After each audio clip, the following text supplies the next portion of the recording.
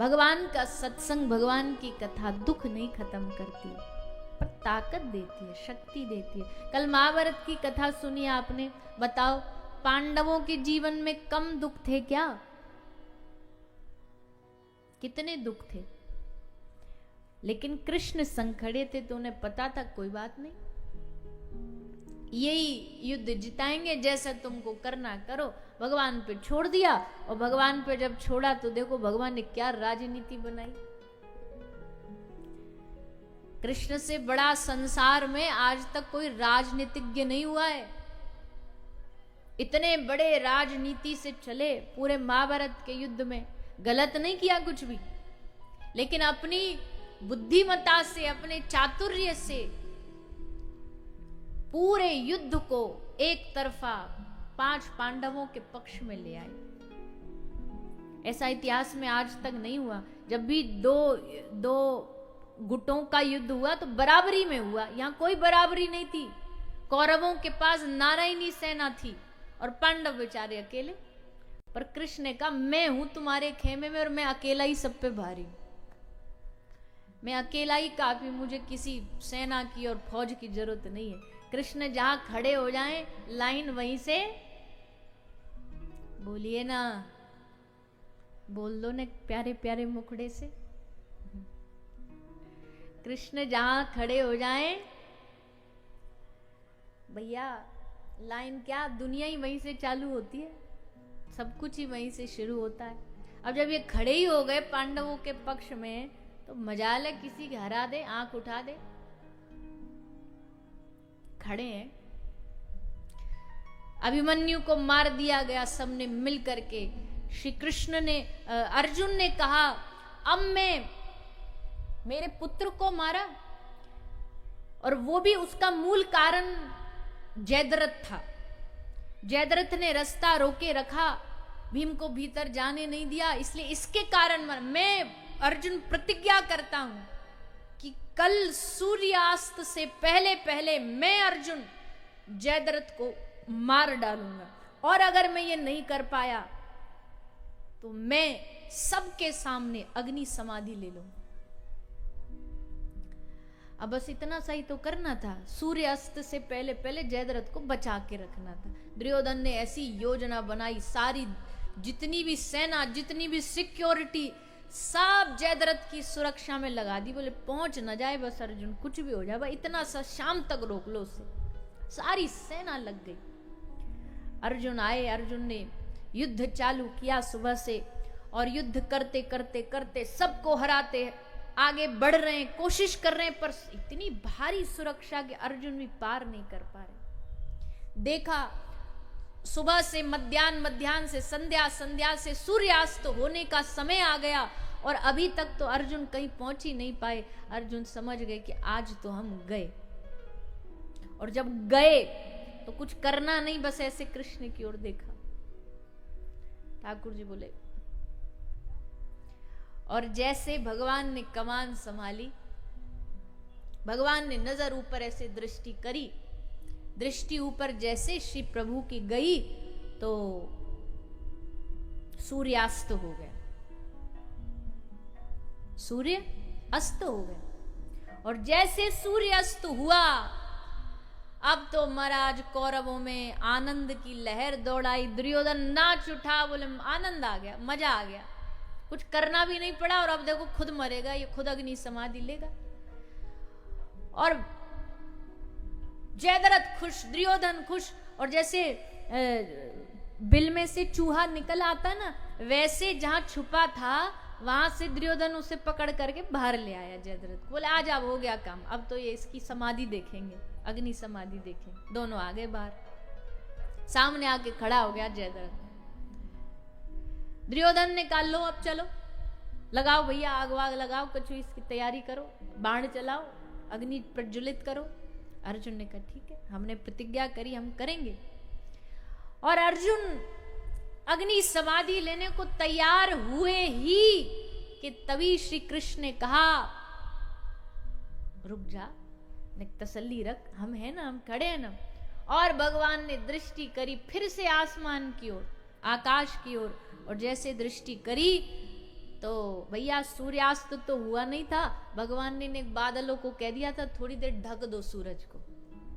जैसे दृष्टि करी, कहा हटो, बादलों को हटाए, और जैसे बादल हटे फिर से सूर्योदय हो गया, दिख गया, अस्त हुआ ही नहीं था। तो फिर से सूर्य दिखा, और जैसे दिखा भगवान श्री कृष्ण ने जोर से कहा, अर्जुन ये रहा सूर्य, ये रहा तेरा धनुष बाण, और ये रहा जयद्रथ।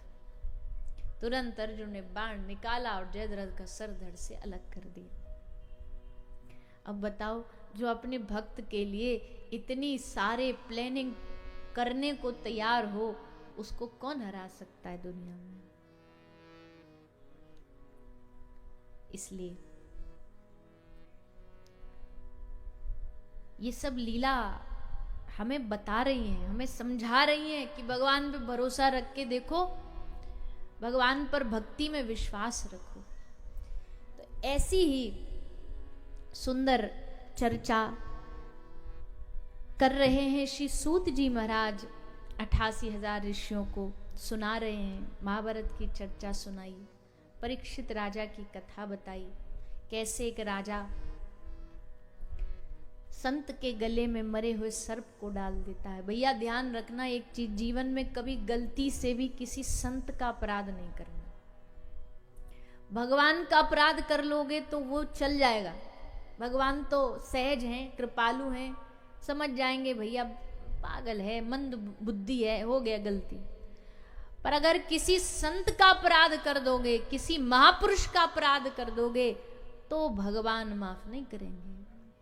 अच्छा, भगवान का अपराध हो गया तो संत मना लेते हैं, संत भगवान को मना लेंगे, पर अगर संतों का अपमान हो गया तो फिर भगवान नहीं।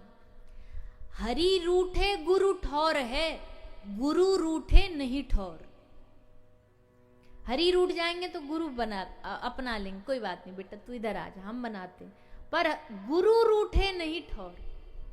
इसलिए संतों के अपराध से सबको बचना चाहिए, गलती से भी संतों। अच्छा, संत अपराध का मतलब केवल यही नहीं होता कि आपने किसी संत को गाली दे दी या धक्का मार दिया, यही अपराध नहीं है। उनके प्रति मन में गलत भाव लाना भी अपराध है, उनके लिए गलत बोल देना भी अपराध है, संतों के लिए गलत शब्द का उपयोग कर देना भी अपराध है, जो आजकल सब लोग करते ही हैं। कैसे करते हैं? बोला रे ये आजकल तो साधु बाबा सब ढोंगी हैं, ये जो ढोंगी शब्द बोलने वाले ना, ये संतों के घोर अपराधी हैं। तुम्हारी बुद्धि ने अगर अच्छे संत न देख पाई हो तुम्हारी बुद्धि, तो इसका मतलब ये थोड़ी है कि सब संत महापुरुष सब गुरु ऐसे होते हैं। तुमको नहीं मिले वो अलग बात है, तुम ना देख पाए वो अलग बात है, पर महापुरुष तो भैया महापुरुष होते हैं। परीक्षित राजा संत सेवी तो थे ही, पर क्या करें, सर पे कलयुग बैठा था तो संत का अपराध कर दिया, और फिर राजा को शाप लगा 7वें दिन मृत्यु का। गए गंगा जी के तट पर, कहते हैं जब कोई समस्या का समाधान कहीं नहीं मिल रहा हो तो संतों के समूह में चले जाओ, संत समाधान देते हैं। इसलिए राजा परीक्षित आए, आकर के संतों के समूह में बैठे, सबसे प्रश्न किया, अतः पृच्छामि संसिद्धिम योगिनाम परमम गुरुम पुरुषस्य यत् कार्यं म्रियमाणस्य सर्वथा। हे प्रभु, हे गुरुवर, हमें बताइए कि मृत्यु के समय व्यक्ति को क्या करना चाहिए, कैसे अपना कल्याण करे। कोई भी व्यक्ति, अपनी बात नहीं कर रहे राजा परीक्षित, कोई भी। तभी सुखदेव जी आए, और सुखदेव जी राजा परीक्षित के प्रश्न को सुन के बड़े प्रसन्न हुए। हाँ, क्या बढ़िया प्रश्न किया है। कभी कभी संत महापुरुष भी ना अच्छा प्रश्न सुनने को तरसते हैं। कोई अच्छा प्रश्न करे तो हमारे भीतर से भी कुछ बढ़िया निकले।